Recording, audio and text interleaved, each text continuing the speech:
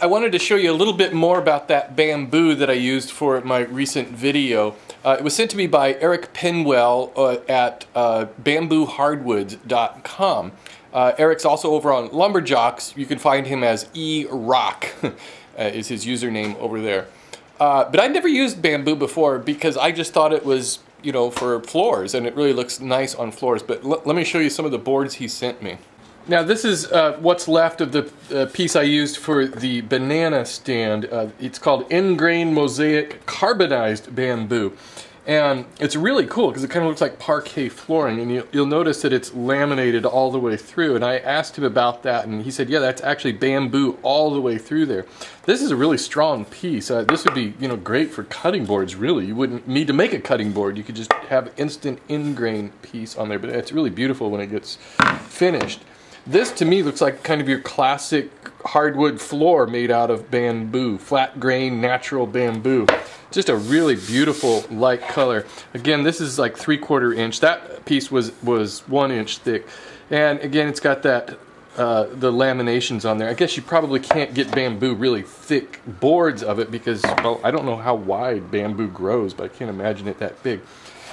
Here's another piece, mocha carbonized stranded bamboo. I'm not sure what that means, carbonized, but there you can see that again. Vertical grain carbonized, honey. I like that. That's really pretty looking wood. This is my favorite. Check this out. So this piece is called, let me read it, Tiger Stranded Bamboo, and it's kind of like that. What do you call that, chipboard stuff where they press a bunch of different types of wood together?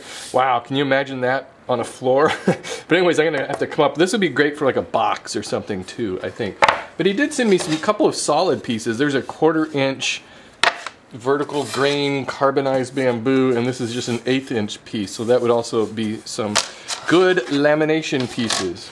So anyways, thanks Eric for sending me the wood, and you know, check out bamboohardwoods.com. There's some really cool samples of, you know, flooring with it. I don't know, I guess they sell the small pieces. I'm not really clear on that. And I don't know, you can ask Eric, he's over on Lumberjocks again. Well, that's all I have about woodworking today. The rest of this is stuff I shot this morning. It has to do with kind of just yard work and gardening. So if you're not interested in that, you can just stop it here and I'll talk to you later. I hope I can get in some time in the shop today, but this morning I woke up and I was reading some Facebook posts, and Michael Evans on there was saying that he had to do some yard work today, and he actually got me inspired to finally get out and do something about this yard. Look at this, it's like a jungle. The grass is just so high, and I don't know, I guess it's just typical late February kind of stuff. Everything really starts to grow, but this is actually a good time to do some pruning. I've got these. They all look ugly in the winter because this is actually a hydrangea, and this is, I don't know, something else, but it's got real pretty leaves on it. These things grow crazy every year. They grow up all the way past the window here. But it's a good time of year to prune it because I can see right where the new little leaves are coming out, so I can just kind of prune it down to those. See, that's how tall the other one is. So I gotta prune that down, but yeah, I know you wanted to hear about my gardening. Well, this is a lot of work because I've let this yard go too long, but I've kind of taken on a new philosophy called embrace the weed. No, weeds, I should say. Let me show you an example. See all these steps here? I used to plant all sorts of really nice things in there that wouldn't grow, and what started popping up was just, well, basically weeds. And well, you know, they don't look too bad, so I'm just kind of letting those grow where they want. And I don't know, what is a weed? It's just a plant we don't want, so I decided I want them. Things never to plant. This whole fence here is covered with, well, some sort of an ivy that just grows like crazy. I always have to cut it back. And mostly these blackberries. Those are just evil. The whole shoots of them come out and they have huge thorns. I mean, they're like that. And they pierce right through your body every time you walk past these things. This is jasmine here, which is actually really, really nice. If this whole fence were all jasmine, that would be cool. Actually, those little berries I just pointed to, those aren't the blackberries. Those are whatever this other thing is that grows. But this is one of the blackberry shoots, and you can see that it's got these just everywhere. It's covered with thorns on it. Man, you just can't, it just grabs you. Just look at that. It just, no matter what you do to it, ugh. Now this tree in the front yard is just enormous. It hasn't bloomed yet, hasn't gotten any leaves on it yet. It's called a liquid amber. I think it's a type of a maple tree. Never plant one of those.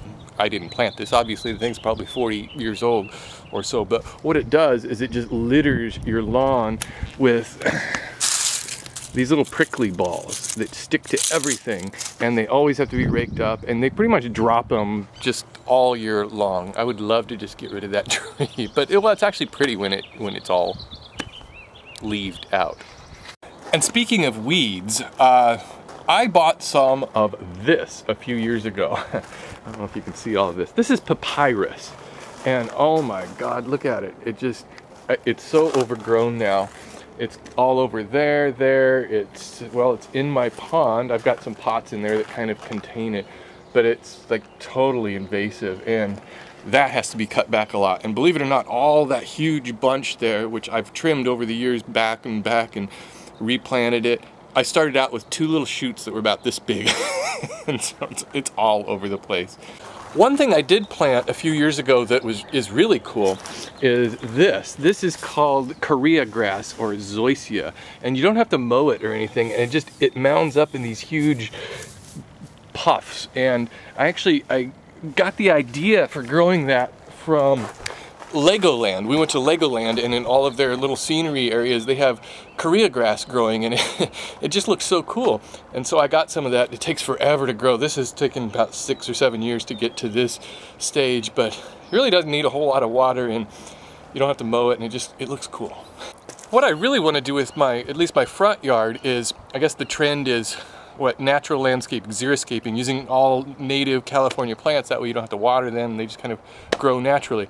I'd like to do that because I'm just tired of trying to get the lawn to grow. And over here I've got this, my oak tree there, and you really can't plant anything under it because I guess it's a coastal live oak, it's called, and so it needs 6 months of a year of absolutely no water. But anyways, I think I'm done for today. With the yard work. As I was mentioning to Michael this morning on Facebook, it's sort of like cleaning up my shop. It's a task I never really want to do, but once I get into it, I kind of get in the groove, and it's actually very satisfying when it's all done.